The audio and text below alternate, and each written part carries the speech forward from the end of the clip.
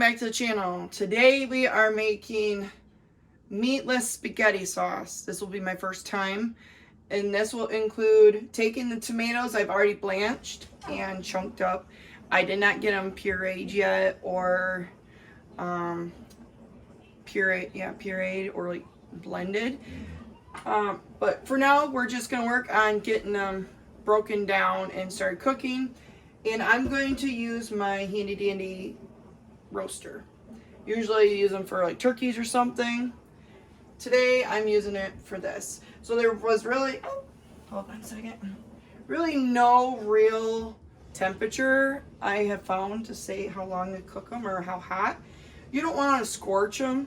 So I'm going to turn it down to like maybe 225, just in case. It's on my glass top stove, just in case it gets hot underneath. I do sometime in this whole idea have to saute some onions and some green peppers and some garlic to put in it. But first we're just going to start cooking it down. It really don't need all that in right yet. And then later on it is going to be pressure cooked in a pressure canned. And sorry in the background if you hear the dog whining. Steven and Evelyn went outside without her. But anyways, I'm going to start putting the tomatoes in the roaster, and I'm going to do it with my handy dandy measuring cup because I really don't want it to splash. And I'll take my immersion blender and blend these and break down these chunks when I get home, because we're gonna run to a. What are you doing? Hi. Please go, please. This is hot. When we get back from a school function, hopefully this will start cooking down. I will probably have to finish this tomorrow, so we'll cook it down as much as we can. And when I get home, I will. Will you please go for a minute? I'm videoing. And once this is cooking down, I will puree it, and then I'll saute the onions and the green peppers probably tomorrow and add to it and finish cooking it, because tomorrow I will be able to stay up, and then we'll pressure can it. So I will see you guys after this cooks down a little bit, and when I get my blender out to blend it. All right, we're not ready yet, but look at all those tomatoes. That's a lot of tomatoes. And yes, there's seeds in it. I'm not wasting the seeds and stuff. I have no problem having seeds in my sauce. But anyways, you guys, we're going to let this cook down, and we'll be back as soon as it's ready to be blended. This is at noon on Friday so far. It's getting lower.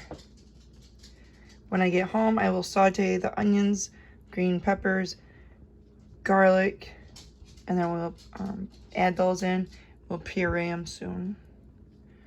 So far, that's how much is gone. All right, you guys, it is pretty close to 9 o'clock Friday night. I am thinking this might have to be canned tomorrow. It's getting there. It's getting close. I still need to puree it, but it's getting pretty low down in there. See how it used to be way up here? It's down about 3 inches now. So I need to get my puree, oh goodness, I forgot what it's called now. Immersion blender out, and we will grind this up and make it a little less chunky. Be right back with it. All right. Well, actually, we went back to the stove instead of getting the immersion blender for a minute. We need to do our green peppers, which I have some red ones in there too, onions and garlic, and we are pan sauteing them for now, or roasting, whichever. A little bit, not roasting, sauteing. Yeah, roasting involves either a roaster or the oven. But anyways, we are sauteing these and getting a little bit of flavor going in them.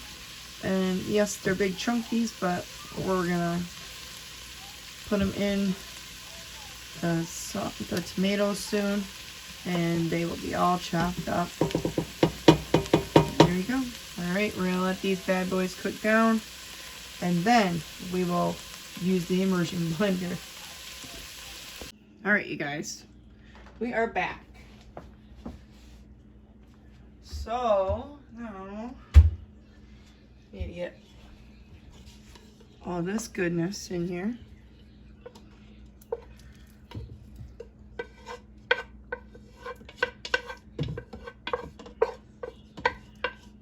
There we go. Let's scrape it and get all the goodness out of there. There we go.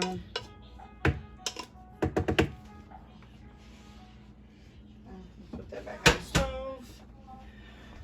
Then we'll stir that all in there. That's good, doesn't it? Okay, hold on one second. Now I wish I could tell you guys how good it smells. 1 second. All right, I'm back. Evie needed me. All right, and now we have salt. That's non-iodized salt. There is pepper, parsley leaves, oregano, and brown sugar. We're gonna dump that all in there. And this stopped cooking for now, or stopped running for now, because I had to unplug it for the immersion blender. But that's fine. It don't have to constantly cook in while I do that. So we'll get that going.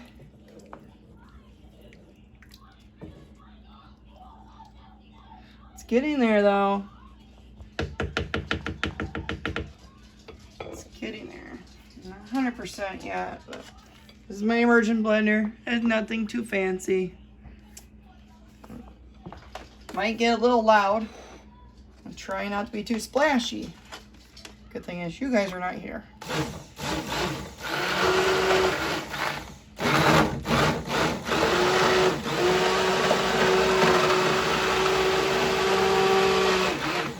I have my blade attachment on too. I'm sure you guys realize that. This does come with a whisk also.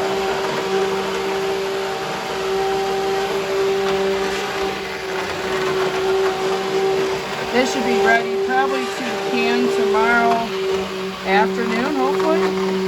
I will be turning this down for bedtime because I won't be out here to mix it.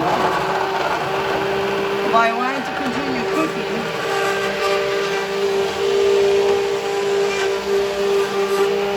Sorry if it's loud. I have to do this before the kiddos go to bed.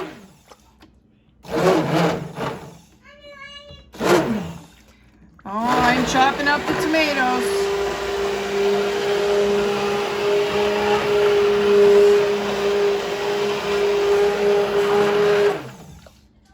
And don't worry, this is not hurting the bottom of the roaster. Because it's got, see the blade is up higher. So it's all good. Just in case you're not used to an immersion blender.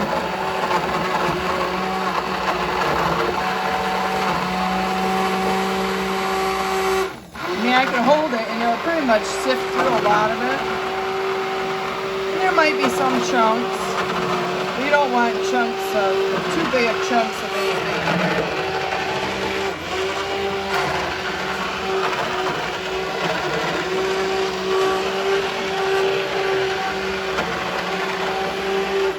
The main thing I'm trying to do is keeping it from, oops, sorry, from splashing.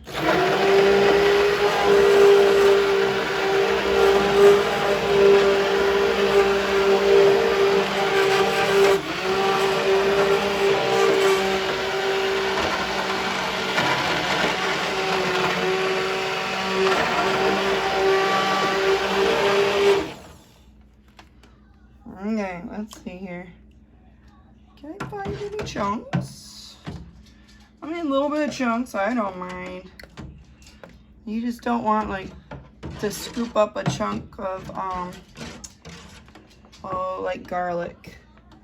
Garlic is the one thing, unless you really like garlic, to get a chunk of it. But there we go. I think that looks pretty good. Pretty happy with it. I'd probably do a little bit more of a blender or immersion blender. So I did have a couple little chunks in there, but there you guys go. Now it's got to continue cooking down a little bit more. Eve wants to know what I'm doing. I'm making a video about making pasta sauce, Abby. In my roaster. But there we go. We've got a little ways to go yet, you guys. So I'll be back hopefully tomorrow morning, afternoon. It'll be thick. It'll probably be only half of what this is now. But there we go. I will see you guys when it thickens up. Bye. All right, you guys. What we've been waiting for. It's made my roaster quite a mess. It took a couple of days. Some has gotten darkened around the edges, so when I'm stirring it, I try my hardest not to touch the sides because we don't want to scrape down the yucky into it. But here we go. This is what we got. May not be as thick as it should be, but it'll be, I think it works out good. Don't want to take a chance of burning it. And I have seen a couple of chunks of stuff in it, but of the veggies I put in it, but that's fine. It don't taste too bad. It might need some seasoning once you open up the jar to what you would like. But it's quite warm, and I am going to get my jars out and start getting them ready. All right, I have my pressure canner warming up on the stove. It's open. It's got about maybe a couple inches of water in it. You don't need too much, just a couple quarts. I am working with pints today. Let's see if I can turn you to look. Excuse my kitchen. I am going to can my pasta sauce, Ab. Yeah, Abby's wondering what I'm doing.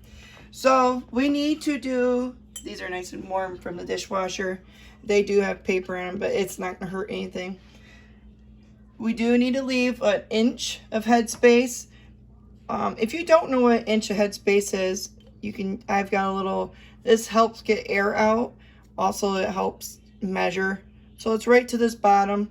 When you're a real seasoned canner, you know that's an inch of headspace there. So we need an inch of headspace for them all. And here we go.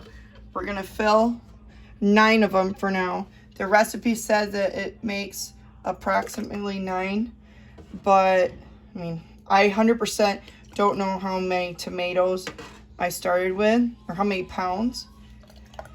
The recipe called for 30 pounds, which this is really heavy when it's full. So I'm quite sure it's close to being 30 pounds. So I put a little too much in that one. So what I will do, take a regular spoon. You don't want to make it too low, but you don't want to make it too high either. You need room. There we go. That's a little better. And then we're gonna fill this one. And this tomato sauce is hot. It's been cooking all day. I just turned it way down so it stayed nice and hot. Yeah, we're in it quite warm. Like I said, I have water going in my canner right now, but it's not going, I don't want to get super hot because the sauce isn't super hot right now. And I don't want to shock my jars. So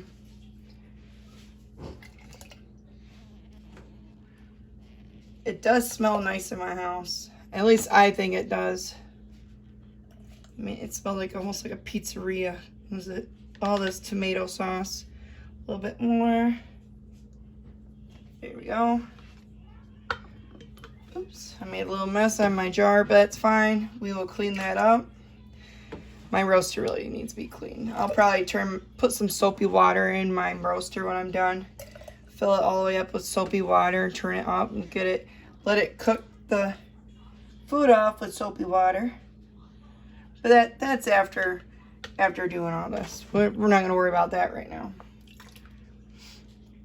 Oh wow, I think I made more than 9 pints worth. I believe 9 pints is all my canner can hold right now. I think. Not 100% sure how many jars my canner can hold. I know when you do different sizes, it all depends on different sizes. So here we go. It's been a while. I haven't used my pressure canner in quite a quick minute, you know, so I'm making a mess. But I do have a couple more jars in the dishwasher ready for the tomato sauce, just in case.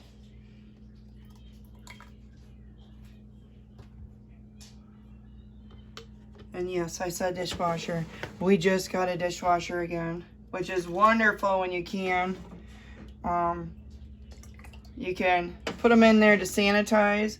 I put them in there full-blown to wash because unless your jars stay where they can be extremely cleaned, or if you already scrubbed them in the regular, dish soap and stuff, that's fine.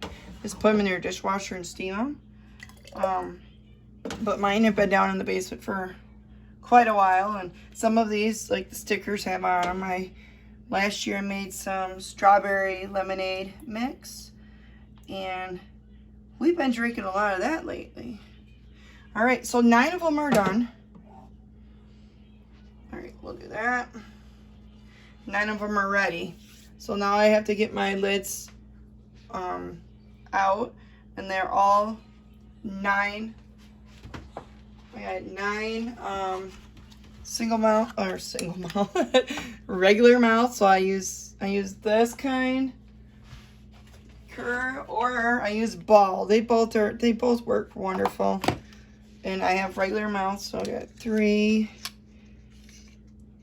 6, 9.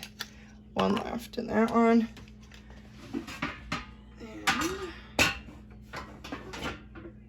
And I need some really hot water going. They say supposedly now you don't. I used to put them on the stove. I didn't this time.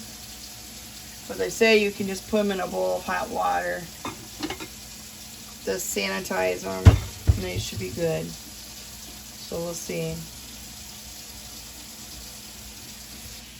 So they pretty much just have to clean them, do that.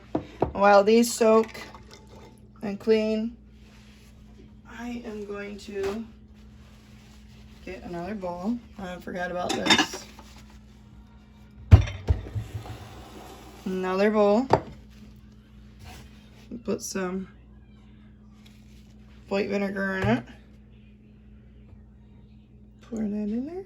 Put a little extra, because I'll show you what I'm going to do with it after I'm done cleaning my rims. Get a little paper towel. You clean your rims. So you got a little bit of dirty on there.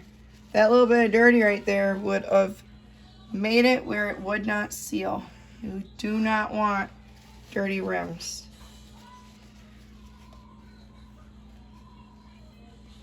It's good. And take your time and do this. It's very important.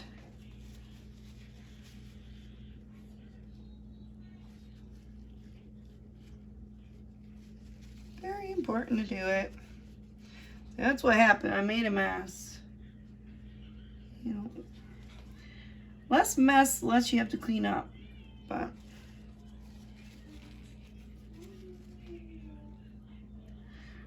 this vinegar will not hurt your food. nothing. It's a good cleaner for your jars. I've heard you don't have to use it on everything you can, but I use vinegar on everything I can, just in case. I don't want to waste anything while I'm going at that. Okay, I'm gonna set this over here for now. Here we go. All right, now our jar lids should be nice and they're warm. Yeah, my water's pretty hot, so. All right, we'll put the lids on there. I do want to try someday to use the reusable lids. Someday. When I do, I'll let you guys know. So now, we're doing a 2-piece lid, of course, just in case you didn't know. I have a bag of lids. I have a couple of containers down in the basement. Not lids, of rings. I just put them on here for now. Jars are kind of warm.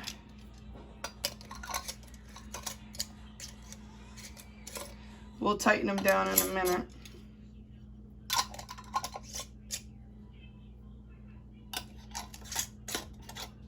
Oh, I need 2 more.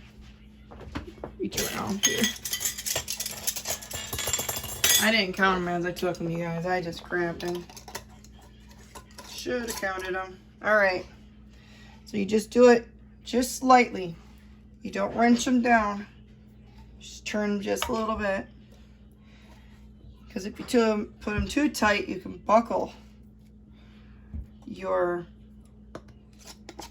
inside of your part of your lid. I'm going to undo that one so I don't feel as though it went on there nice and even. Okay.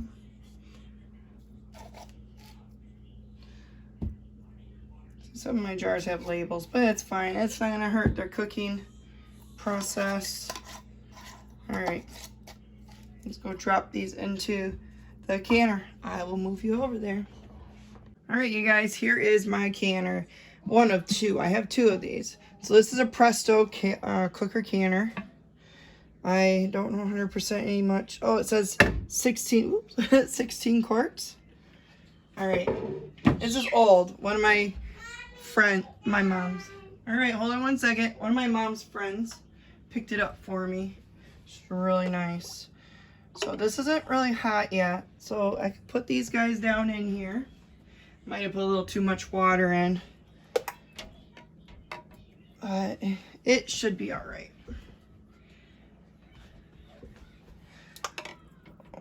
Yep, I believe 9 is probably the amount I could put in there without crowding them too much. Ooh, that water's a little hot.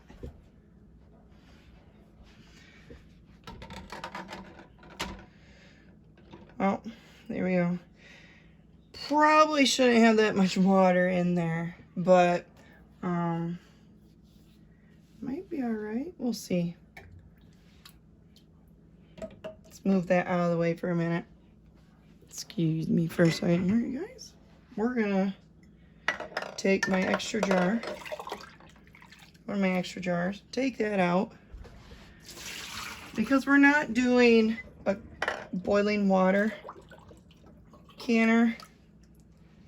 So I didn't realize I put too much in there. Usually I use a quart jar. 1 second. No, I'm not done yet. 1 second.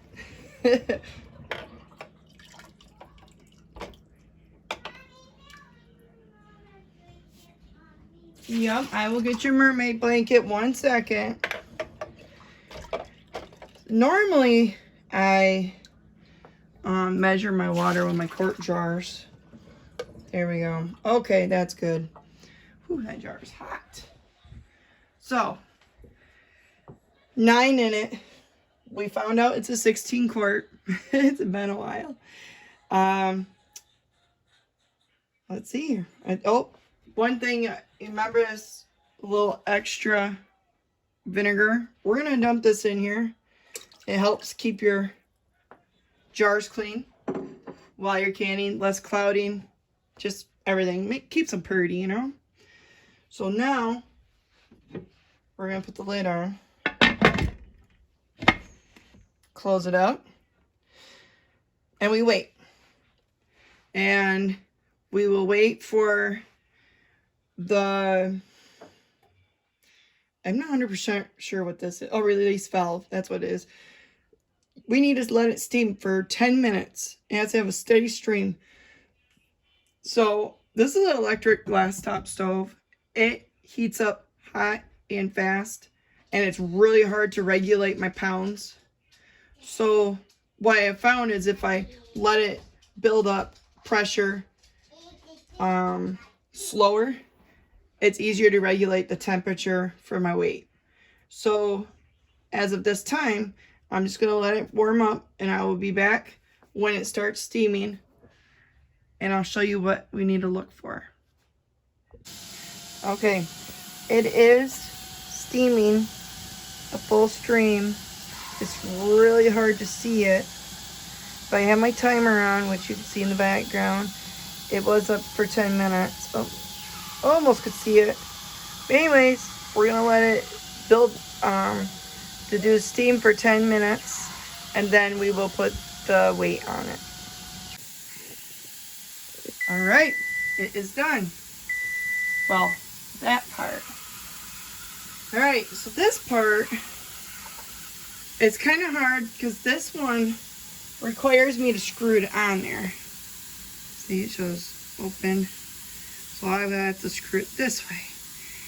And it's hard to do because it's hot and it comes through. So I do use one of these, even though it don't help if I don't do fast enough.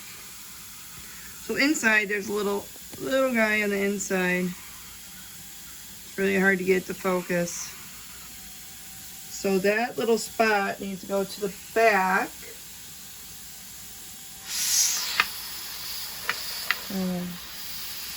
Hot. There we go. We got it on there. All right. Now we have to wait for my gauge. Here we go. My gauge right here. Oh, jeez. My gauge to get up to 10 pounds. And once it hits 10 pounds, since we have pints in here, it has to go for 20 minutes with 10 pounds. I cannot let this needle go below 10 pounds. If it does, I have to start the whole process over of heating it all the way up to 10 pounds and then timing it for 20 minutes. Just in case you don't want any room for bacteria to grow. These are tested recipes, and I will link the recipe down in the description that I use for this. It's from the USDA, and it has a couple of initials on there, but it's a regulated canning recipe. I do not use unregulated because it's not safe. Just because you see somebody on YouTube do it or Pinterest or something, double check with either the USDA Food Processing and Preserving or with the Blue Ball book books. The most updated ones are what you want, which I really need to go out and buy the newest one because I've heard there's really awesome recipes in it. But anyways, I'm going to let this build up to 10 pounds, and I'll come back and show you what a 10 pound on my gauge looks like, which isn't really that fancy, but I'll show you anyways. Alright, you guys, look at it. It's up to 10 pounds. So I'm going to put the 20 minutes on in one moment. It is, if you can hear it, it's coming out a little bit here. I may have a little bit of leak, but as long as this stays at 10 pounds for 20 minutes or a little higher, I don't like it going much higher, but sometimes it does, we'll be all right. So I'll see you guys when it's done going for 20 minutes. There's not much I can do after that, but I'll come back on and talk to you for a moment. Okay, guys, so it's like 40 seconds left. And like I said, see, my gauge went up to like 15. I kept turning it down. My It's almost to off. That is how low I have it. Glass top stoves are not the easiest to do your canning on. What, Emily? Sorry, I had to see what Eve wanted. Alright, my 20 minutes is up. Hold on. I'll do it in one moment, okay? No, Sissy wants to do it. Alright, give me a moment. Alright, so it did go over my 10 pounds, but it's fine. It really won't hurt it that I know of. But you want to try to keep it towards 10. But like I said, on a glass top stove, it is really hard to keep it regulated perfectly. Oh, I need to turn off my... Let me turn it off. And be careful reaching around this thing. This thing is super, super hot. So it shows on here that it has gotten up to about 250 degrees. So now what you do is you turn off your heat. You leave it alone. You don't mess with it. Don't move it if you don't need to. At least to my knowledge, you don't. You don't want to get those jars jingling around in there because that could easily make one break. They're super, super hot. Do not ever, ever touch the release valve while it's cooling down. You have to let it do it naturally. I'm not 100% sure if it will be done tonight where I can open it up and show you guys. If not, I will open it in the morning. I have left these, I've turned them off and left them and got up in the morning and opened them up, and they're still pretty hot. But I will show you guys that when I do that. Alright? Okay, you guys. They are done. It's the next day. I just decided to let it cool all the way down. It's still slightly warm, but we're going to open it. First, we're going to take off the weight off the pressure valve. And then this may not have as much steam anymore into it, but even though I let it set overnight, we're going to open it carefully. This one opens. Come on, which way does it open? Oh, opens that way. All right, when it's normally still a little warm, it will have a lot of steam yet. So you want to open it and open it away. So make sure you bring it this way. Yeah, it would droop. And usually there'll be a lot of steam coming out. But since it sat overnight, there's not much steam. So here we go. Fingers crossed, all of them made it. Isn't that pretty? Yeah, the sticker is still on it. But hey, you know, I could get that sticker off. I just didn't do it. Okay. Here we go. And usually also you want to let that set once you open it. Once the lid is off, let it sit for a few minutes to get used to the air. But these are cold, so I don't have to do that. But if you're doing it and you open it when it's still hot, after all the pressure is released, you can open it and it's hot. You just gotta be careful. They're all looking good.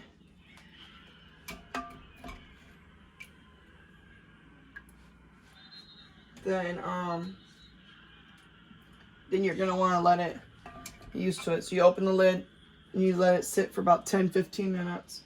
Then you take them out of the canner. And don't put them in the direct, like, air conditioning. Like if your air is on, don't put them like right next to where the vent comes out. Especially if they're really hot. But since these are not hot, we don't have to worry about it. And check, see if they all pinged, which they did.